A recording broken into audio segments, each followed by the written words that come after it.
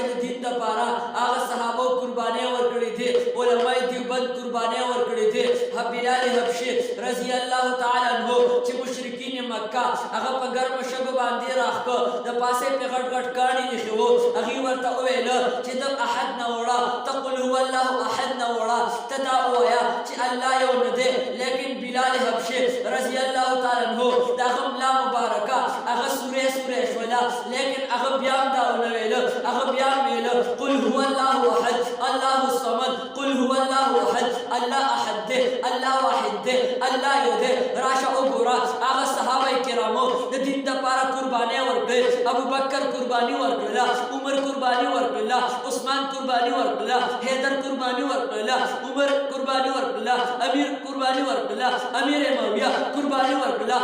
سعید قرباني ورکړه، عبدالرحمن بن عوف قرباني ورکړه. علماء دیوبند راغله هغه د دین لپاره قرباني ورکړه. احمد علی لاهوري رحمت الله علیه قرباني ورکړه. هغه احمد علی لاهوري رحمت الله علیه چې هغه انګریزانو هغه په بوډا جسم باندې هغه په وره سملولې ده او هغه وره باندې سملولې ده، د وره سانچی پیخې ده، لاندې د وره سانچی ده، دغه د وره سانچی ده. هغه انګریز افسرونه تاسو کې احمد علی بتا کیا حال ہے اور جواب ورکړي وہی ہاں ہاں میرا بدن تو ٹھنڈا ہو چکا ہے لیکن خدا کی قسم ایمان کی حرارت اور بھی زیادہ ہو چکا ہے. داخو آغا علماء دیوبند کو کم چه سید عطا اللہ شاہ بخاری رحمت اللہ علیہ د ختم نبوت په صدا کې، د ختم نبوت په بلندۍ کې، د ختم نبوت په आवाज اوچتولو کې هغه جیل ته راغی، هغه جیل ته سزا اورولې ده. هغه جیل ورته ویلي دي چې ته به دا میچنه تاوهې، دې کې به اوړه هغه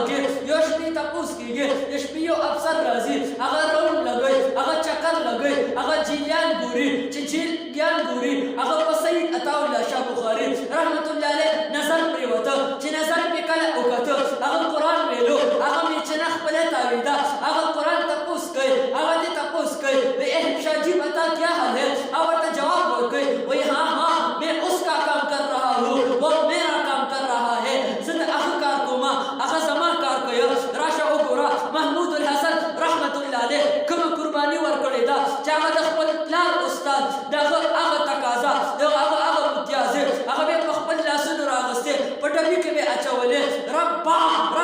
د هغه علماء دیوبند دي چې دوی د دین دپاره قرباني ورکړله، دوی خپل بچي یتیمان کړ، دوی خپل بیبیانې کونډې کړې، دوی خپل جایدادونه پرېښه، دوی خپل مال پرېښه، دوی خپل کورونه پرېښه، دوی خپل بچي پرېښه، دوی خپل کلی وطن پرېښه. لیکن چې د دین دفاع راغلی ده، د دین اواز راغلی دی، د جهاد میدان راغلی دی، الحمدلله علماء دیوبند مخې ته ولاړ دي او انشاءالله در څو پورې به دغه علماء دیوبند شهیدان کېږي، نور به راځي، نور به راځي. دا میشن ودرېدونکی نه دی انشاءالله. در قیامت در سبا پورې به د علماء دیوبند دغه ښکلی کاروان، د علماء دیوبند دغه میشن به انشاءالله د رب کعبه قسم در قیامت در سبا پورې داسې جاري او ساري وي چې انشاءالله تحسن الحق شهید رحمت الله علیه ټوکړې ټوکړې کو طاهر سلسله به ختمه شي، تا حسن جان شهید رحمت الله علیه ټوکړې ټوکړې کو سلسله ختمه نه شوه، سلسله روانه ده.